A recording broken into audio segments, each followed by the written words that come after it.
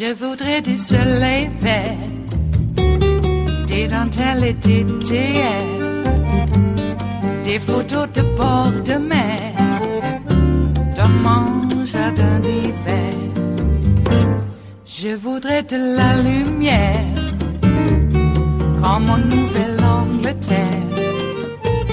Je veux changer d'atmosphère, dans mon jardin d'hiver. Ma robe à fleurs, sous la pluie de novembre, tes mains qui courent, je n'en peux plus de t'attendre. Les années passent, qu'il est loin, là je tombe. Nul ne peut nous entendre. Je voudrais du Fred Astaire, revoir un latte. I want to turn now to a member of the Senate Judiciary Committee who is both a former prosecutor and the former Attorney General for the state of California, uniquely positioned to comment on today's events. Democratic Senator and presidential candidate Kamala Harris joins me now. Senator, your broad takeaway reaction to what you have or haven't, I don't know if how much you've gotten to read today. You're a very, very busy person, but your reaction to the report. Well, my reaction begins with the first events of this morning, which were that press conference. And, you know, as a former attorney general, I ran, Chris, the second largest Department of Justice in the United States, the California Department of Justice, second only to the United States Department of Justice.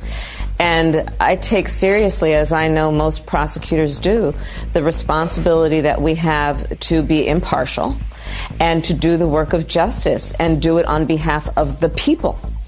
And that means understanding, in this case, and General Barr, which I believe failed to understand, that he is not the president's personal lawyer. He represents us, the American public.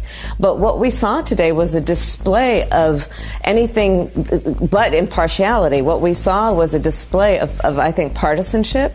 And he might as well have been in the White House press conference room as the spokesperson for the president when he introduced the subject of today's discussions. You know, Thomas Jefferson is quoted on the front page of the Department of Justice's website talking about the importance of impartiality and the importance of the integrity of our justice system. And so one of my big takeaways from today is that there has been a great disservice done to what is otherwise a source of pride for us as a democracy, which is the integrity of our justice system. I think that our justice system and the integrity of that justice system took a real blow today with the presentation of General Barr and also his 4-page summary weeks ago. Well, part of that 4-page summary was the Attorney General stepping in to reach a conclusion on obstruction. It's clear from the report that was not what the report does, right? It sort of leaves it open, and it says this. Page 22 of the report, I'll read you this, and I want to get your response as a member of the United States Congress. The conclusion that Congress may apply the obstruction laws to the president's corrupt exercise of the powers of office accords with our constitutional system of checks and balances and the principle that no person is above the law. What do you see as Congress's role in light of this report? Well, Congress has many roles, but first and foremost, the role of oversight. And I'm looking forward to General Barr coming before the Judiciary Committee. I think that's been scheduled for May 1st. I strongly believe that also Bob Mueller should be requested to come before Congress and testify about the process of that investigation and share with us the underlying facts that support his summary. Because we have a responsibility as an independent, co-equal branch of government, the United States Congress, to make sure that the American public is receiving justice and fairness through this process. I want to read you something Steny Hoyer, who's the number 2 in the House, a colleague of yours, a Democrat on the other side of the Capitol, had to say. He said this today. Based on what we have seen to date, going forward on impeachment is not worthwhile at this point. Very frankly, there's an election in 18 months, and the American people will make a judgment. Do you agree with him? Well, I think that there's definitely a conversation to be had on that subject. But first, I want to hear from Bob Mueller and really understand what exactly is the evidence that supports the summary that we have been given today. What is your understanding of this president's execution of his oath of office and his relationship to the law, based on what we have learned publicly and what is contained in the report today? I think that this president has not fulfilled the responsibility of the president of the United States to use his position in a way that is about elevating public discourse, in a way that is about projecting the values and priorities of us as a nation. We have seen incredible acts of self-service, but very few acts that have been in the interest of public service from this president. And I think he's a grave disappointment. Finally, I guess a question of how you see this. Obviously, you've decided to run for president. Should you win, you would have the role this president has. How does this inform how you think about the campaign in terms of how central you see the president's actions here to the case you're making to the American people, and how you would conduct yourself in office? You know, Chris, I'll tell you, I was actually talking with my team about it, and one of the things that I think is critically important is that we elevate public discourse and really have a conversation that is about the ideals and the goals and the values of who we are as a country. And so part of how I think about what we have just witnessed is that we have a lot to do to restore the importance of truth and justice in our country. It's taken a real beating. And when I think about what we need to do going forward, any of us as leaders, whether one is running for president of the United States or not, any member of Congress, we have got to acknowledge the truth that right now there are a lot of Americans who are extremely distrustful of our government, its institutions, and leaders. And there's a lot of work to do to restore that trust. What we have seen in the last, today, and then frankly in the last 2 years and some months, has, I think, done real harm to the importance of the American public and our allies around the world trusting us, and that we will always defend concepts of justice and democracy. All right, Senator Kamala Harris of California, thank you so much on a very busy day for making time. Thank you. It is Friday, the 19th of April of 2019, and you are in West Coast Cookbook and Speakeasy. I am your chef de cuisine, Justice Putnam, and our daily special is Blue Moon Spirits Fridays, appropriate since it is Good Friday, and we will all be ascending somewhere, somehow. Yes, indeed, the French 77s are poured, ready for your imbibing pleasure. And yada, after what happened yesterday, my God. And Trump today, how profane can a guy be on Good Friday? I thought that you weren't supposed to drop all the F-bombs and all the BS's on a Good Friday. Well, he is sent here from God, so I guess there must be some reason for it. Yeah, the guy's guilty as hell, and he knows he probably will be in jail as soon as he stops being president of the United States. Now, I was under the impression that no man, meaning no person, is above the law. Are we presuming now that the President of the United States is a more exalted person, maybe like a god? Do we really want to go down that road? No. And who ever heard of someone not being indicted for a crime because they were frustrated and angered that people thought they were committing a crime? I don't know anyone who has. But I guess if you're the President of the United States, and particularly a Republican President of the United States, the laws don't apply to you. Okay, so the theocracy is already in place, and this profane monster is their embodiment of God on earth, and they dare call themselves Christians? Wow. This looks like one of those, 1960s grade B British monster movies out there, with the stone castle, or well, at least the stone manor.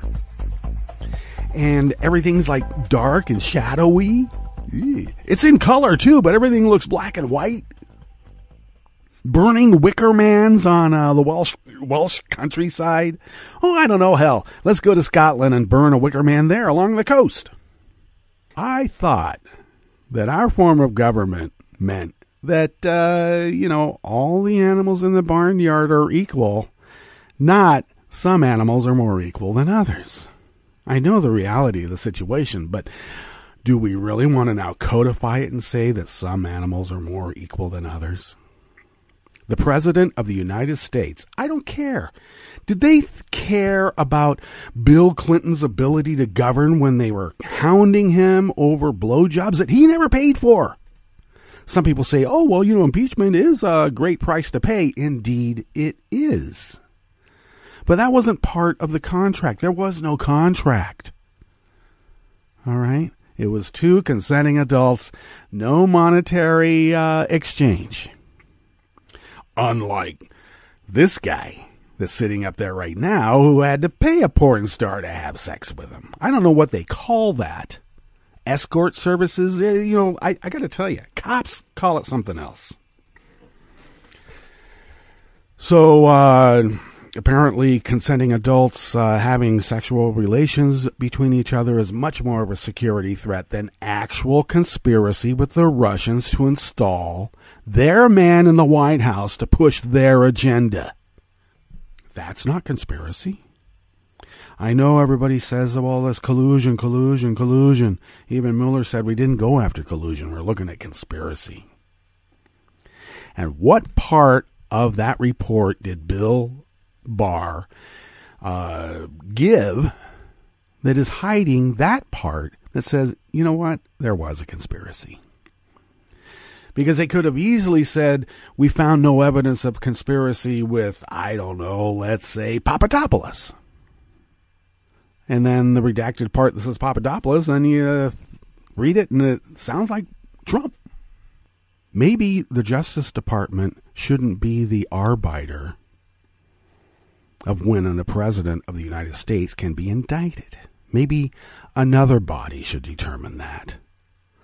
And why did Barr also hide the part of the Mueller report that said this is Congress's purview? Convenient now, isn't it, comrade? Oh, God. Well, what's on the rest of the menu here? We got a bit of Mueller Barr et al. Going today. Well, at the top, that was Kamala Harris. And I got to tell you, all confessions out there for everybody to know. I like Kamala. I would like her to be president of the United States. And we'll find out how it goes. It's still the primaries, all right? So, but presidential candidate Senator Kamala Harris says that Mueller should testify before Congress. And I don't think the DOJ is in a position to give permission or not. Please. On the rest of the menu here in the Bistro Cafe of West Coast Cookbook and Speakeasy, hey, guess what? You think it was just Nunez? Nah, GOP Gang of Eight Senator Richard Burr leaked all 5 major Trump-linked targets of the Mueller probe to the White House right after FBI briefings.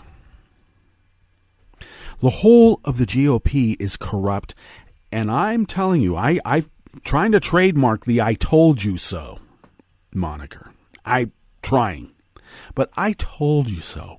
Every single one of these repugs have laundered Russian rubles in their coffers. Every single one. How do I know that? It's right out in the open. The NRA handed out money right and left to the Republicans. And very few to Dems.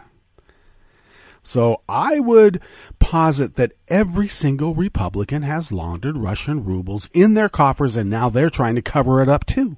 Because that's the way they think. New York courts moved to prohibit ICE from making arrests inside its courthouses. Now there just needs to be a bill written to, put it into law. And armed right-wing vigilantes have kidnapped hundreds of asylum seekers near the Mexican border. The vigilantes say they've apprehended them, but they don't have a badge. They have no color of authority except their white skin. They've kidnapped those people. After the break, we then move to the chef's table where Erik Prince's testimony to Congress about his contact with a Russian banker differs markedly from the Mueller report. And 3 world-class climbers are missing and presumed dead from an avalanche in the Canadian Rocky Mountains. All that and more on West Coast Cookbook and Speakeasy. Bon appetit.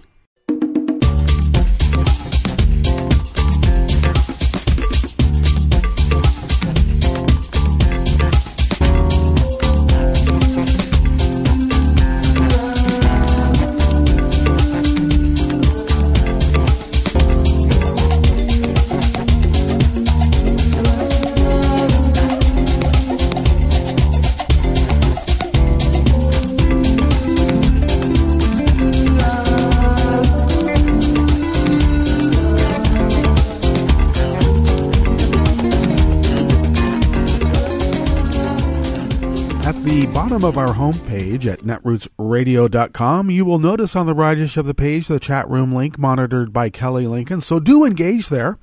And if you would then take a look to the leftish of the page at the bottom of our homepage at netrootsradio.com, you will then notice the contribute button and do become a recurring Patreon of Netroots Radio. We've been doing this for 8 years, and we would have been unable to do it without you.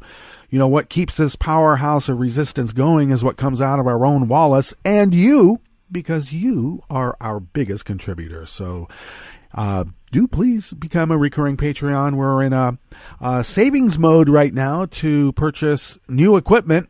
We are celebrating our 8-year anniversary this year of continuous 24/7, 365 broadcasting resistance against all that needs to be resisted. And look, we're trying to find more and better Democrats to elect to office, too. We have a prime directive as we traverse across the cosmos. So your recurring Patreon allows us to do that, and thank you for your generosity. If you would like to follow Netroots Radio on Twitter, you can do so at Netroots Radio. Tom takes care of that, and thank you, Tom, for doing that. Follow me on Twitter at Justice Putnam. I post the show notes and links diary on Daily Codes about 10 minutes before showtime, and then I get the links of that out on social media as quickly as I can. Let's see, if you would like to follow the show on Twitter, do so at Cookbook West. And podcasts can be found by way of Spreaker, Stitcher, TuneIn, iTunes, iHeart, YouTube, and wherever fine podcasts can be found, mixed in with every single podcast that is out there in the world. We're in the W's. Alrighty. It is Easter weekend. And I am trying so hard. I had a hard time a bit yesterday late. And you all know why. And I don't know, each of these holidays that come up, I try not to hold on to them as some sort of demarcation, a talisman of sorts, in which it reminds me of my loss because my son is not here and I miss him. So, you know, the first Easter in 41 years I don't get to spend with my son because, well, he's gone to the great beyond. So I'm trying not to dwell on that stuff. It's just, I don't know. It hurts. It really does. It hurts. But on the other hand, there is an unholy holy trinity this weekend of Passover, Easter, and 420. It's not every year that you get to have that trinity. So I think my son would be happy for me and the rest of the family just to enjoy the way the mathematics just worked out this year. It'll be fine. All right. Let's get on with this first offering here in the Bistro Cafe of West Coast Cookbook and Speakeasy. Blue Moon Spirits Fridays. Now, this one really deserves a few sips of the French 77. I was wondering about Richard Burr. You know, he'd come out and everybody said, oh, he's an institutionalist. Yeah, he's protecting his own institution. As Ali Mistral said yesterday on MSNBC, rather obvious, isn't it? Well, this is, wow. I wouldn't normally pull these out of Daily Kos because, well, I did, but they don't give me an actual person here who wrote this, so I'll try to get that in the show notes here in a bit. Buried roughly in the middle of the Mueller report, evidence that the Trump White House was receiving highly sensitive information about the U.S. targets of the FBI's investigation into Russian election interference very early on, with Republican Gang of Eight member Senator Richard Burr leaking all 5 major Trump leak targets of the investigation to the White House almost immediately after receiving an FBI briefing on those targets. In a footnote, the report says that the White House counsel's office was briefed by Burr on the existence of 4 to 5 targets. From notes taken by Donaldson, those targets were Flynn, DOJ looking for phone records, Comey, Manafort, Carter Page, and the Greek guy, potentially referring to George Papadopoulos, later charged with violating 18 U.S.C. 1000 for lying to the FBI. Those were indeed the 5 Trump campaign and administration targets whose actions would become a cornerstone into the investigation into collusion between Russian government efforts to undermine the U.S. election and potential Trump campaign connections to those acts. That seems to be a shocking new development. Well, you would think. Only months after Trump's inauguration, Burr used his position as Gang of Eight member to inform the Trump White House of just which members of Trump's own inner circle were identified as targets of the FBI's Russia investigation, just as that criminal and counterintelligence investigation was getting off the ground. Astonishingly, Burr's own first statement on the release of the redacted Mueller report praises Barr for redacting material that would compromise intelligence sources and methods and ongoing DOJ prosecutions. And it turns out that it's Hunter that composed this. Who composed this? And he sums up with just a simple, amazing.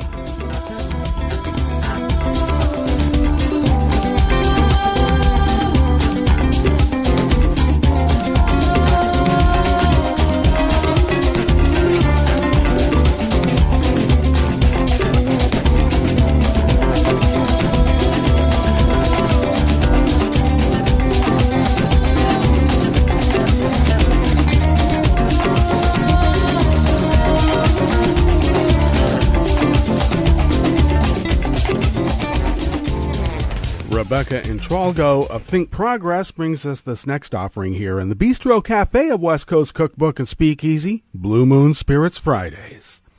A New York State directive issued on Wednesday would effectively prohibit immigration and customs enforcement agents from arresting immigrants in state courthouses, delivering a significant win to advocacy groups protesting a rapid increase in courthouse arrests in the state since Donald Trump was inaugurated.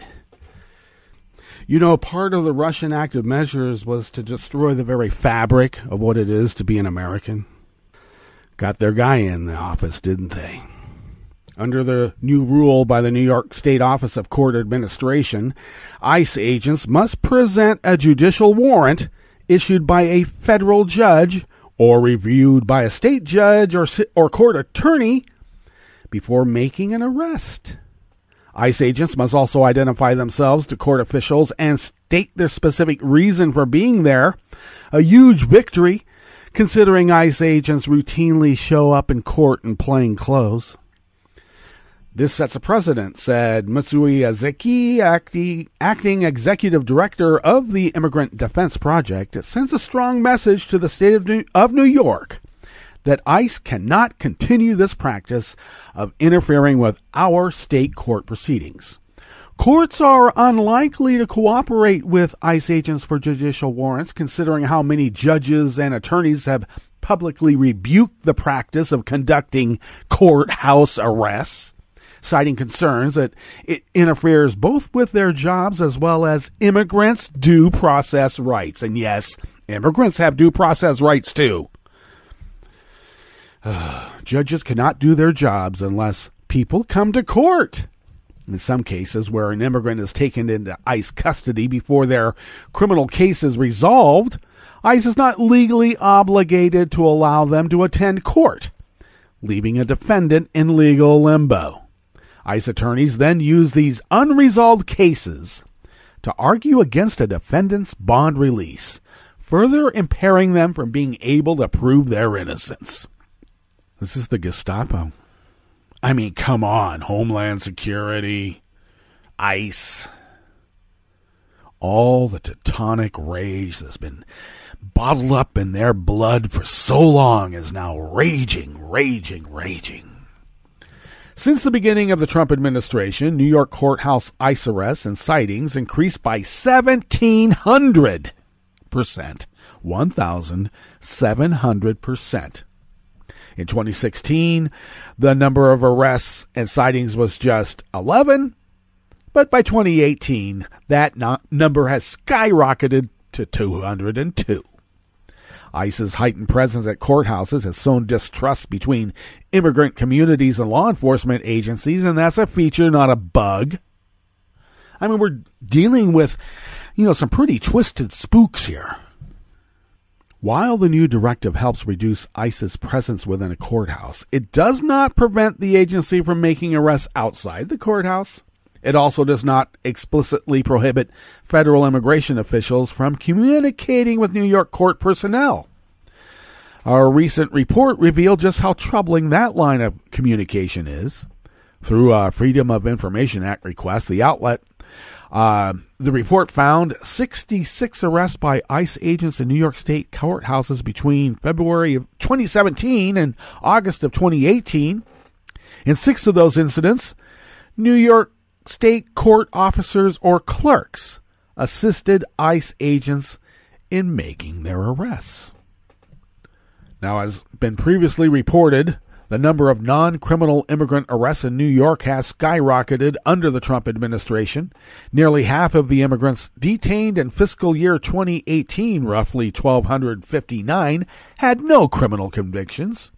And that's a 87% jump from the previous fiscal year. At least 804 of those detained without a criminal conviction had pending charges, meaning ICE arrested them before they had a chance to clear their name in immigration court.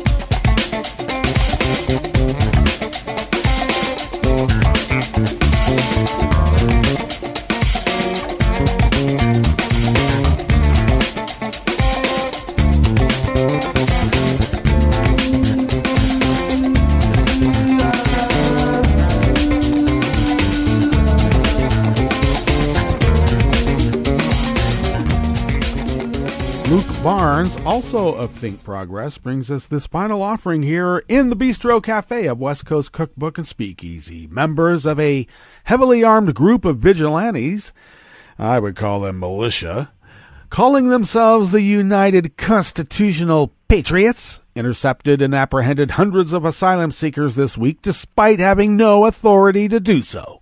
One of the men filmed while others took the asylum seekers, including children, into custody on Tuesday night. For the past 2 months, the group is camped out in the desert near the town of Sunland Park, the border between New Mexico and the Mexican state of Chihuahua. This is a brand new group who's invading camp right now, guys. One of the group's members can be heard saying in the video, which was first broadcast by a local television station. The group then turned the asylum seekers over to Border Patrol. Wow, they got some brown shirts working out there. Don't work for us, but we'll take them anyway. A Customs and Border Protection official said that while the agency welcomes community assistance, it does not condone vigilante groups taking border enforcement into their own hands, because that's why we have laws. But of course, since, I don't know, the whole DHS part of our government is fairly lawless because they're the Gestapo. I know they make a bunch of laws, but are they lawful? Interference by civilians in law enforcement matters could have public safety and legal consequences for all parties involved. Yeah, once they start shooting the women and children, I don't think that they're going to be able to get a burger at Burger King on the way to jail. Well, I don't know. Maybe they will. United Constitutional Patriots member Jim Benvey, who filmed the initial video, defended the group's actions. We're just Americans. You mean you're a white guy? We're veterans. We're ex-law enforcement. We're people who care about the overstrained Border Patrol. In other words, you're using the special instructions and training that you learned as law enforcement and military personnel to put the Constitution of the United States at test? Constitutional BS. A Sunland Park police spokesman said that the group has remained in the desert and has not made forays into residential areas. What's more, his understanding was that the group was not supposed to intervene, only observe and report. Police also said that Sunland Park was an extremely safe area, owing in part to its proximity to El Paso, which is one of America's safest cities of its size, as well as the proximity to the nearby military base, Fort Bliss. So in other words, they're going for the easy pickings. They're going for asylum seekers trying to escape military death squads, and who's meeting them? Our version of the military death squad. Welcome to America, hombre. We're making it great again for us. And only us. All right, let's get to our break. And when we come back from that break, we are going to go through weather from around the world and then finish up with the stories that we have curated for you today. You are listening to West Coast Cookbook and Speakeasy. And we will be right back. You are listening to netrootsradio.com. Please hang up and try again.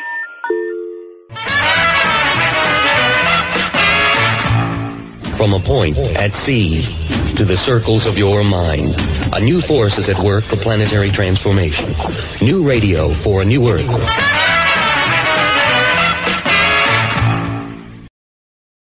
This is Take Two Movie Review. I'm Clinton Johnston. This week, I only have 2 minutes to tell you why. I know that Robin Bissell, European-American director of The Best of Enemies, wants this movie to be a reconciliation film. It's the true story of black activist Ann Atwater in early 1970s Durham, North Carolina, becoming friends with C.P. Ellis, the Durham Ku Klux Klan head. And I know Bissell wants so desperately to use this story to speak to today's racial divides that have risen like a sleeping giant. I know, but I only have 2 minutes to tell you why. I know we expect it's a story about both of them, but the movie prioritizes the perspective and thus the struggles of Ellis over Atwater. I know the first quarter of the movie bounces back and forth, Ellis and Atwater in parallel scenes, but all of Ellis' scenes feel longer and seek to humanize him. Not so with Atwater. We learn Ellis cares about his community and his family. We learn that Atwater is mean, tough, and angry. I mean, I could go scene by scene, but I only have 2 minutes to tell you why. So the first half of the movie invites us to counter our assumptions about Ellis, but swerves dangerously close to making Atwater the stereotype of the angry black woman. And since the first half of the movie doesn't go into detail about what the Klan specifically believes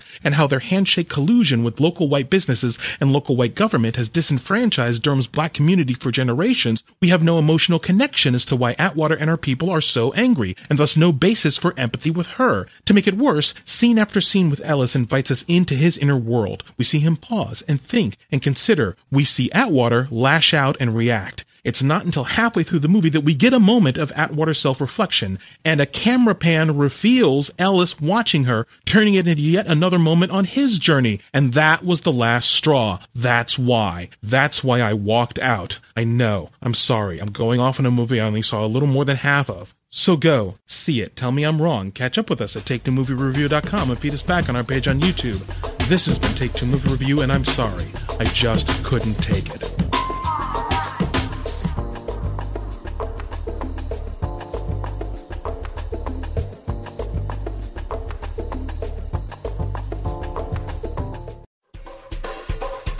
This is Scientific American's 60-Second Science. I'm Christopher Intagliata. A lot of restaurant menus these days have gluten-free options. The problem is, many of the dishes may not be gluten-free at all. About a third overall. 32% of gluten-free labeled restaurant foods had a gluten-found result. Benjamin Lebwohl, a gastroenterologist and epidemiologist at Columbia University. His team got that one-third number by crowdsourcing data from 804 restaurant patrons who used handheld gluten testing devices to scan more than 5,600 restaurant food samples from across the U.S. The devices can detect gluten at slightly lower levels than the maximum concentration the FDA allows for packaged foods, 20 parts per million. So there could be some harmless false positives in the data. But we suspect, given that large proportion, that this is clearly a bigger problem than in packaged food, where probably less than 2% of all packaged food has detectable gluten of greater than 20 parts per million. The results are in the American Journal of Gastroenterology. And for those who need to avoid gluten for health reasons, Lebwohl has these tips. Food that was tested around dinner time was more likely to have gluten detected than food earlier in the day. And avoid allegedly gluten-free pizzas and pastas, he says, which scored more violations than other dishes. More than half of all pizza and pasta dishes tested positive for gluten.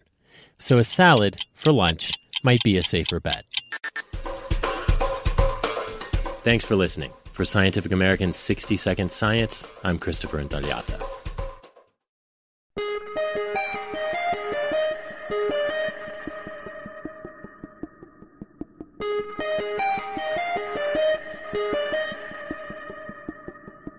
Hi, I'm Tom Hartman, and since you're listening to netrootsradio.com, show your progressive side and go to the donate button on the bottom of the homepage. It's progressives like you who power Netroots Radio and keep the progressive message beaming everywhere 24 hours a day.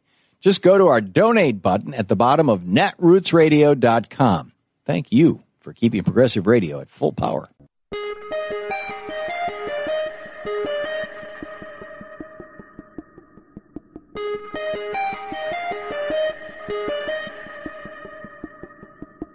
New Hampshire Governor Chris Sununu has announced that he will veto the bill to abolish capital punishment in his state. But, I'm Bill Newman, and this is the Civil Liberties Minute.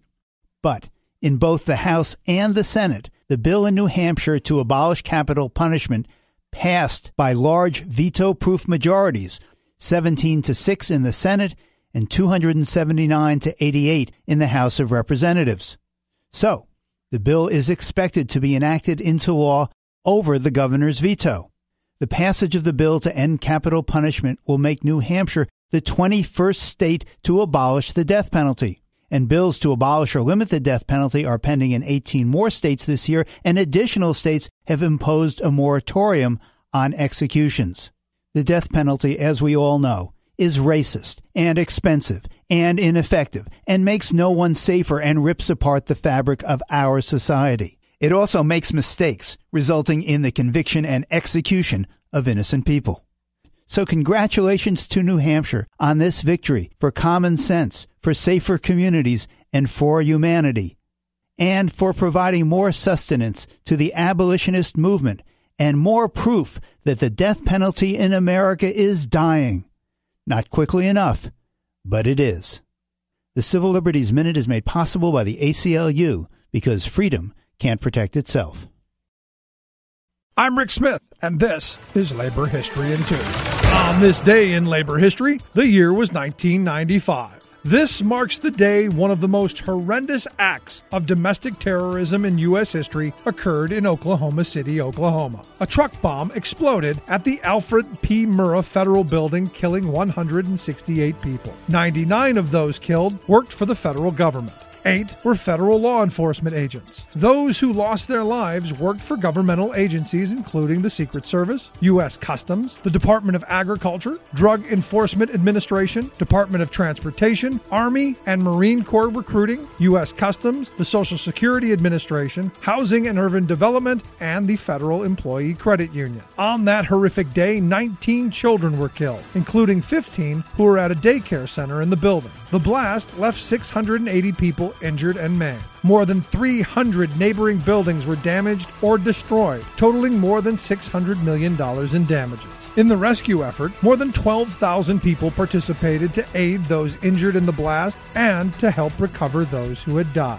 One of the men responsible for the bombing was executed for his crime. The other received a life sentence in prison. Today, a national monument and museum honors those who died. More than 4.4 million visitors have paid their respects at the memorial. One of the prominent features of the memorial is the survivor tree. A more than 100-year-old American elm stood in the parking lot across from the building. It survived the blast, and although it lost most of its branches, the tree thrives to this day. An inscription on a wall around the tree reads, "The spirit of this city and this nation will not be defeated. Our deeply rooted faith sustains us." Labor History in 2 brought to you by the Illinois Labor History Society and The Rick Smith Show. For more information, go to laborhistoryin2.com. Like us on Facebook and follow us on the Twitters at Labor History in 2. I read the news today, oh boy. It's time for Nicole Sandler's What's News from NicoleSandler.com and the Progressive Voices Network. We begin with breaking news. House Judiciary Chairman Jerry Nadler on Friday morning subpoenaed the Justice Department, demanding an unredacted version of Special Counsel Robert Mueller's report, as well as the underlying evidence, by May 1st. So what do you do over a long holiday weekend? You read the 448-page Mueller report. Though it's redacted, it's still filled with brutal examples of the unethical actions undertaken by this administration in attempts to obstruct justice. The confusing part for many Americans is that the Attorney General, William Barr, lied in his characterization of the report as vindicating Trump from charges of obstruction and, yes, collusion. One of the journalists who broke the Watergate story, Bob Woodward, agrees. I think the report is quite amazing, and the Attorney General Barr did himself a massive disservice because his letter quoted a portion of the report that looked like Trump was off the hook on obstruction of justice. But as we know, on page 182, Mueller makes it very clear that they did not reach this issue because of evidence, because they could not make a determination. And Barr is going to be remembered for this because it was just a deception and a misrepresentation of what this report shows. Another Watergate figure, John Dean, Nixon's former White House counsel, explains just how damning this report is. I looked on my shelf for the Senate Watergate Committee report. I looked at the Iran-Contra report. I also looked at the Ken Starr report. And I've got to tell you, I've read all those. This report from the special counsel is more damning than all those reports about a president. This is really a devastating report. And yet it concludes that there's insufficient evidence to say that the president and his team conspired with Russia, which was the most important part of the investigation, one might argue. Exactly. This was a campaign that Trump has all but admitted was not a serious presidential campaign. It was a branding undertaking. And they wanted all the help they could get from wherever they can get. And it's clear they got a lot from the Russians, an unusual amount. Does it rise to the level of a criminal conspiracy? Apparently not, at least with the evidence that's available. Not everybody was willing to talk about everything that was available. A lot of messages were encrypted. They couldn't get to them. And as far as the obstruction goes, this is clear obstruction. If you endeavor to obstruct, and there is much evidence here of endeavor, you violated the obstruction statute. We heard it time after time when a news organization published a story about the Mueller probe. Trump or one of his spokespeople would declare it to be fake news.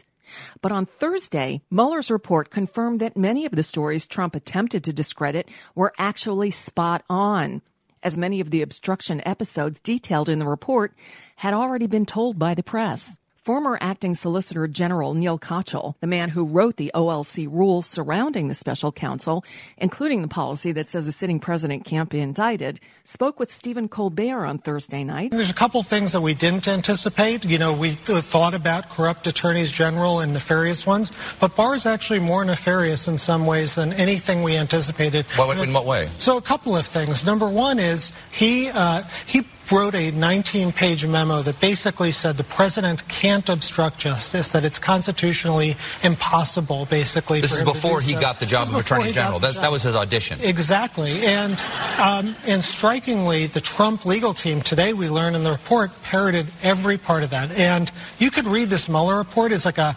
400-page epic subtweet of the Barr memo saying a president can't obstruct justice. The Washington Post reports, quote, the fake news seems to have flowed not from the media, but from the other direction, noting that the Mueller report cited, quote, multiple instances in which Trump and White House aides misled or lied to journalists or in public statements as the investigation was unfolding.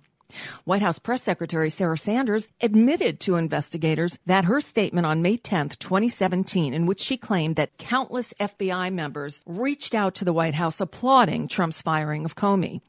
ABC's George Stephanopoulos called her out on it Friday morning. The report also does is expose a culture of lying at the White House, the president lying, telling others to lie, and it calls your personal credibility into question as well. We showed that clip from your May 10th press conference where you said it was a slip of the tongue when you talked about countless FBI members, yet you repeated it twice the very next day. Here's one of them. Really? So are we talking between email, text messages? Absolutely, 50, yes. 60, 70? Look, we're not going to get into a numbers game. That's not a slip of the tongue, Sarah. That's a deliberate false statement. The practice of gaslighting by the administration, lying about virtually everything to the American people, and the president's vilification of the free press has undoubtedly contributed to the U.S. dropping 3 notches from number 45 to 48 out of 180 nations on Reporters Without Borders' annual World Press Freedom Index. And that's just a bit of what's news for now. I'm Nicole Sandler. If you appreciate these reports and the Nicole Sandler Show, I hope you'll consider making a contribution. My work is 100% listener supported, and I can't do it without your help. Find out more at NicoleSandler.com/donate.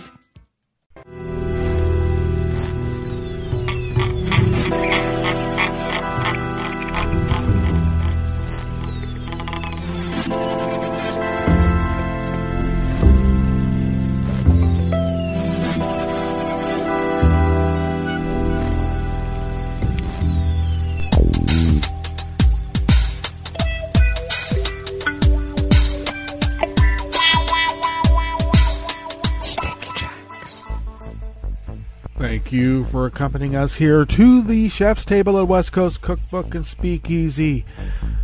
Blue Moon Spirits Fridays, because we are all Nighthawks in the Diner of Life.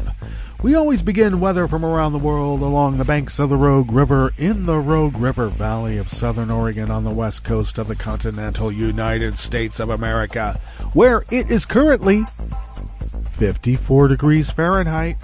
Winds are currently light and variable out of the southeast. We are under fair conditions. Looks like we will have partly cloudy skies this morning, which will give way to an occasional shower during the afternoon.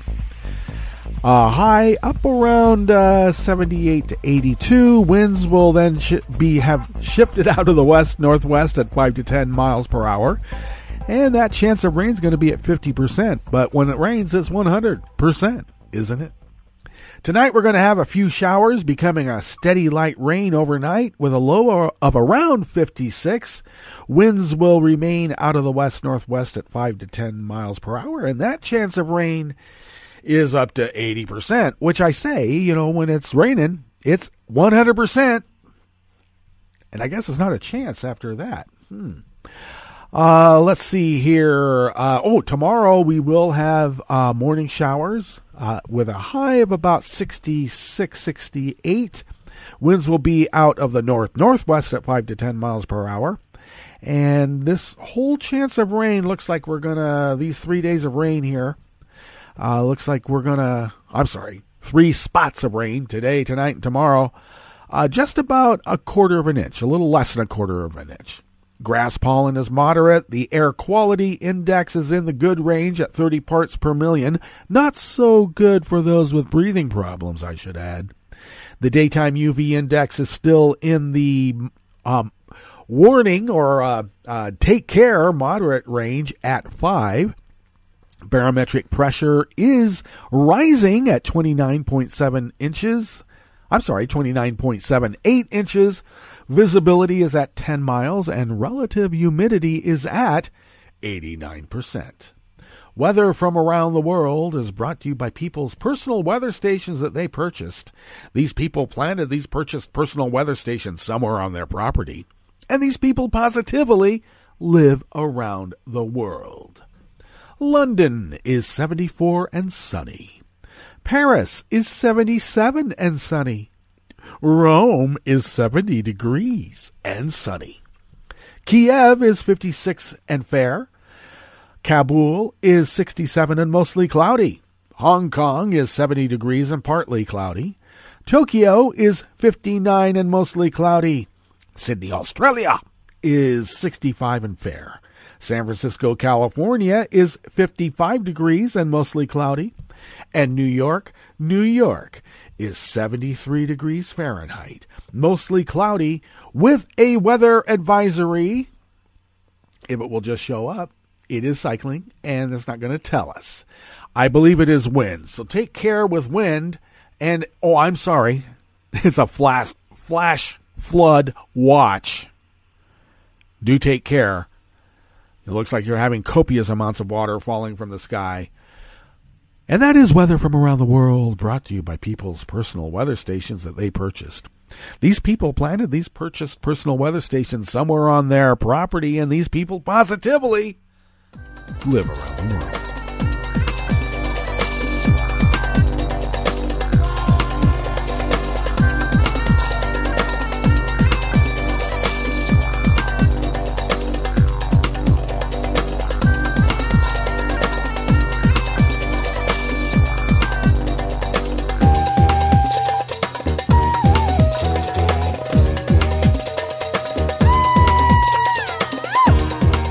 Jonathan Landay and Aram Roston of Reuters brings us this first amuse-bouche here at the chef's table at West Coast Cookbook and Speakeasy, not counting weather from around the world. Erik Prince, founder of the now-defunct Blackwater security firm and a arch supporter of Donald Trump's 2016 presidential run, appears to have misled the U.S. Congress on details of contact he had with a Russian banker in January of 2017. Mueller's report released shows. I think I should help Jonathan and Aram here. I don't think he misled them. I think the real proper word is lie. And that word lie takes only 3 small characters. 1, 2, 3. L-I-E. Misled is a lot more characters when you're thinking about it. The reports detailing of an encounter Prince had in the Seychelles with Kirill Dmitriev, head of Russian Sovereign Wealth Fund, who reports directly to Russian President Vladimir Putin, contained discrepancies with testimony that Prince gave in November of 2017 to the House Intel Committee. And I just want you to know there was no collusion. None. Mark Cohen, a spokesman for Prince, declined to comment on the Mueller report. Erik has said all there is to say on this. Cohen said. A spokesman for the committee declined to comment on the discrepancies. Perjury before Congress is a crime, punishable of up to 5 years in prison and a possible fine. The most glaring differences in the two accounts involved how Prince and Dmitriev came to meet at the Four Seasons Hotel in the Seychelles on January 11th of 2017 and how many times they spoke. Prince told lawmakers that it was a scheduler of Crown Prince Mohammed bin Zayed of the United Arab Emirates who invited him to the Seychelles to discuss possible business deals, according to a transcript of the testimony. Dmitriev, Prince recounted, just happened to be at the hotel for talks with a member of Zayed's delegation. One of Zayed's brothers mentioned that the Russian banker was at the bar and suggested that Prince see him, according to the transcript. Well, Prince told the committee that he spoke to Dmitriev at the bar for only about 20 minutes over a beer. Now, mind you, this is in an Arab country with an Arab-type businessman. I don't think they're drinking beer at the bar together. I think that's a lie, too. It's not like I was at a meeting and they invited this Russian guy to the meeting. Well, actually, I take that back. Dmitriev and Prince would have had a beer together, but I doubt it was a beer. I really don't. Not even Grey Goose. Something a little bit further eastward. Mueller's account differed markedly from Prince's testimony. His report said that George Nader, an advisor of Zayed, arranged for them to meet after Dmitriev sought an introduction to a Trump transition team member in order to begin improving U.S.-Russia ties. Prince was not part of the team, but was close to senior members. No collusion, no conspiracy. Directly not involved. They went through intermediaries, though. The pair met not once, as Prince told lawmakers, but twice on January 11th of 2017, after arriving at the Four Seasons. The first session was in Nader's villa and lasted 30 to 40 minutes, the report said.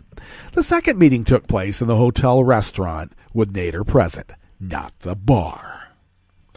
Mueller's account, large parts of which were redacted, was based on interviews with Prince and Nader, as well as text messages and grand jury material. Footnotes showed Prince, a U.S. Navy SEAL turned businessman, whose sister Betsy DeVos became Trump's education secretary, was a major donor to Trump's campaign.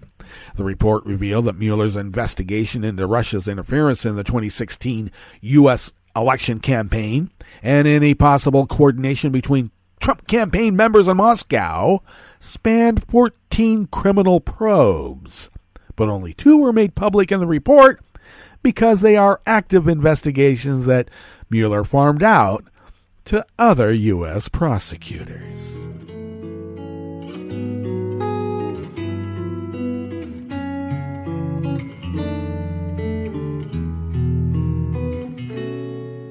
Je te donne ce mon amour pour la vie entière.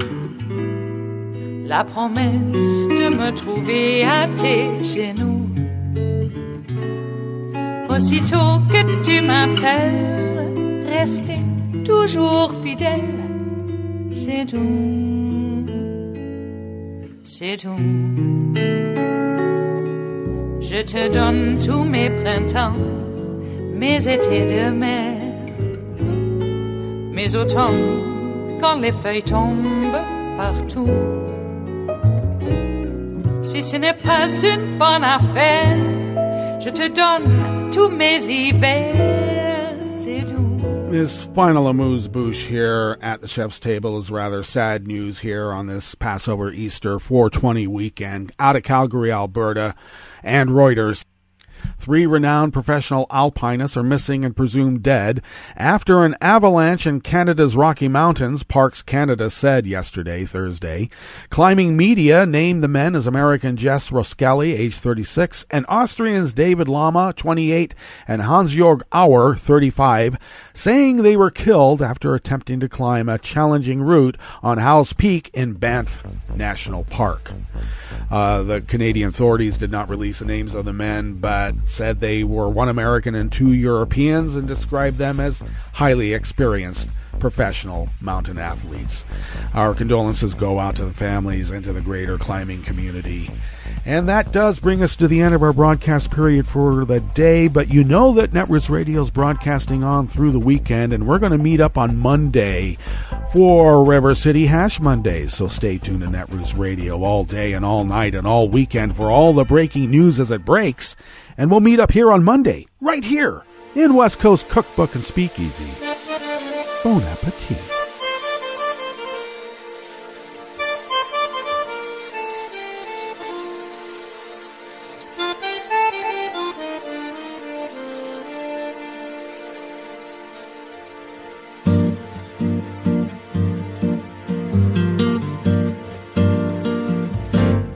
Je voudrais du soleil vert, des dentelles et des théâtres, des photos de bord de mer, dans mon jardin d'hiver. Je voudrais de la lumière, comme en Nouvelle-Angleterre. Je veux changer d'atmosphère, dans mon jardin d'hiver.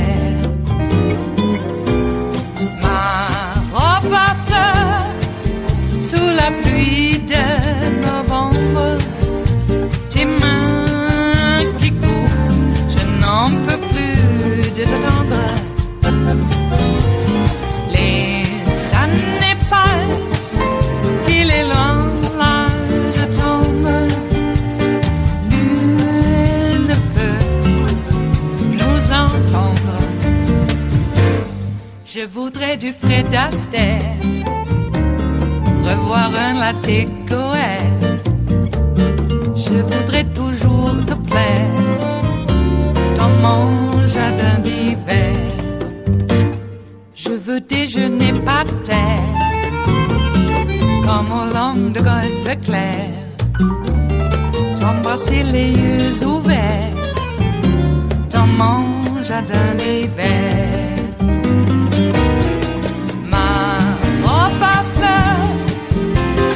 Pluie de novembre, tes mains qui courent, je n'en peux plus de t'attendre.